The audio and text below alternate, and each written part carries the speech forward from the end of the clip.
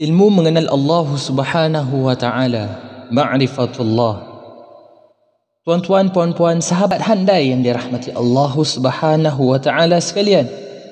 Saya ni nak sembang sikit pasal ilmu makrifat ni sebenarnya.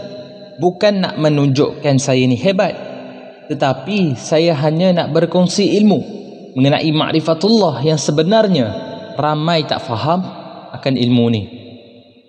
Sebelum itu, saya nak tegaskan bahawa saya ni bukanlah ahli dalam ilmu makrifat ni, tetapi saya ni hanya nak kongsikan sedikit sebanyak mengenai ilmu makrifat ni, sekadar apa yang saya tahu dan saya faham saja.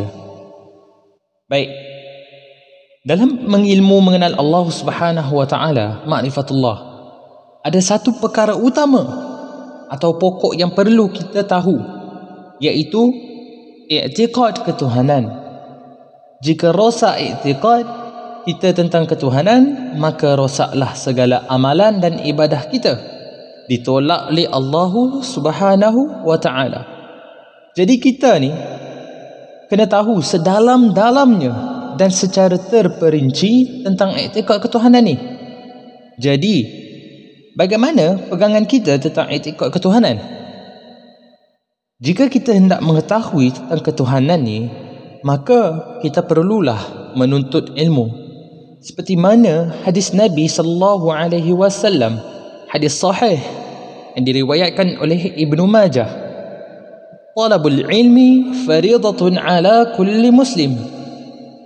Menuntut ilmu adalah wajib bagi setiap orang muslim. Ada 3 ilmu yang wajib kita pelajari, iaitu yang pertama ilmu fiqh, yang kedua ilmu usuluddin atau tauhid, dan yang ketiga ialah ilmu tasawuf. Dalam kesemua ni pula dapat kita mengenal Tuhan. Ada pecahan-pecahan yang lain lagi pada beberapa cabang, iaitu yang pertama usul fiqh, usuluddin sifat 20, usul tahqiq, tasawuf ibadah, dan tasawuf hakikat.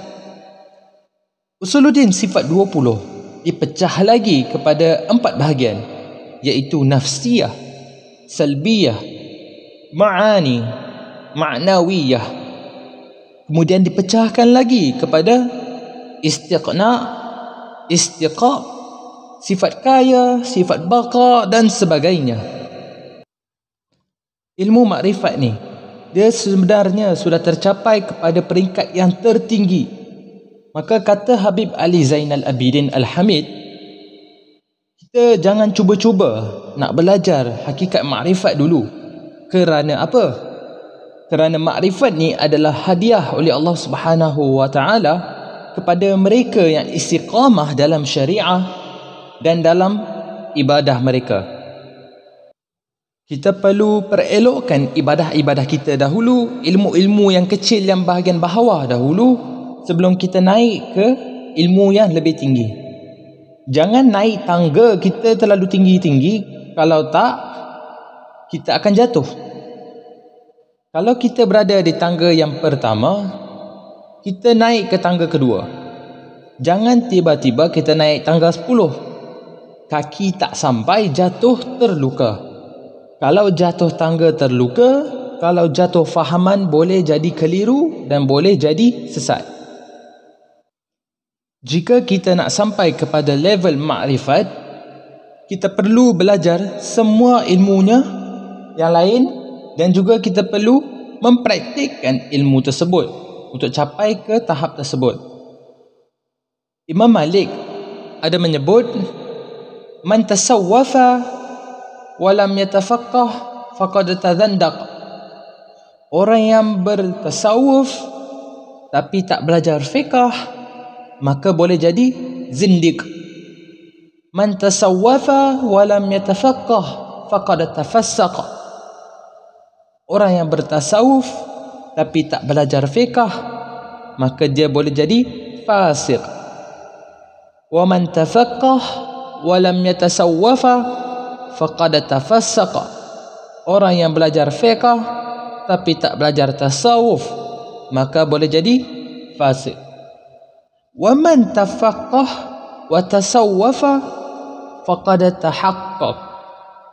Orang yang belajar fiqh dan tasawuf ini adalah orang yang di hadapan ilmu yang sebenar.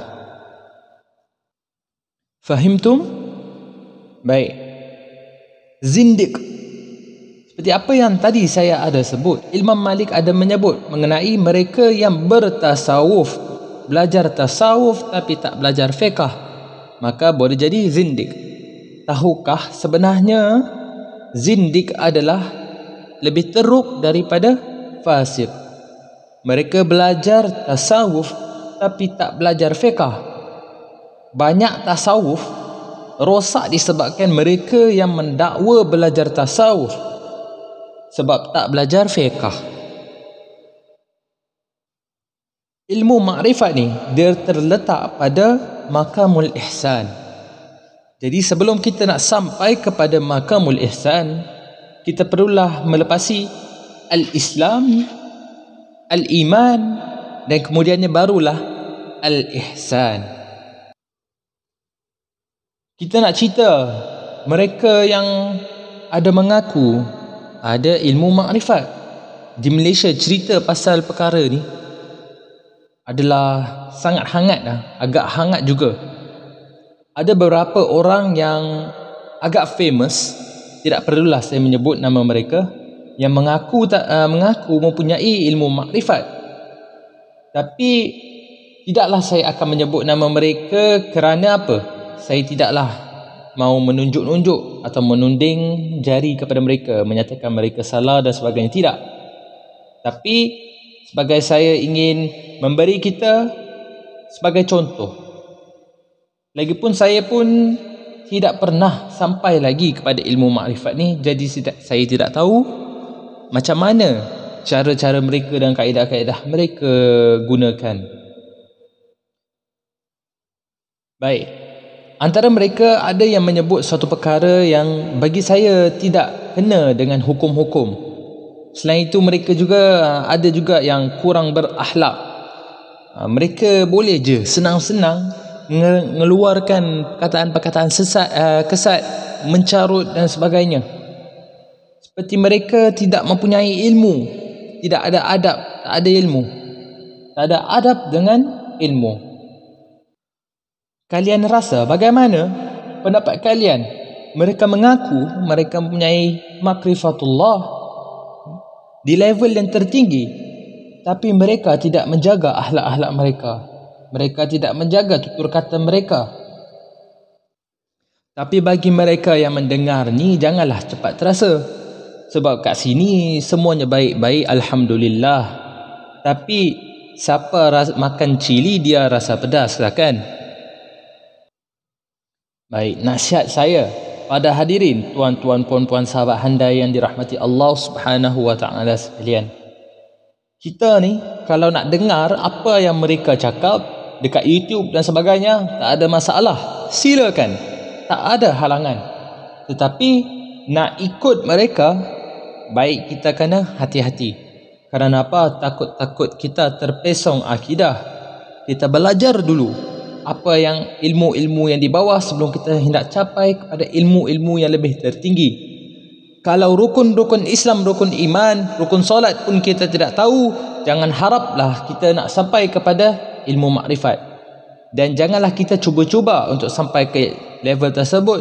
Takut-takut kita jatuh terpesong akidah. InsyaAllah, moga Allah Subhanahu wa taala menjauhkan kita daripada akidah yang menyeleweng, akidah yang sesat, akidah yang rosak, fahaman yang rosak. InsyaAllah. Amin, amin ya rabbal alamin.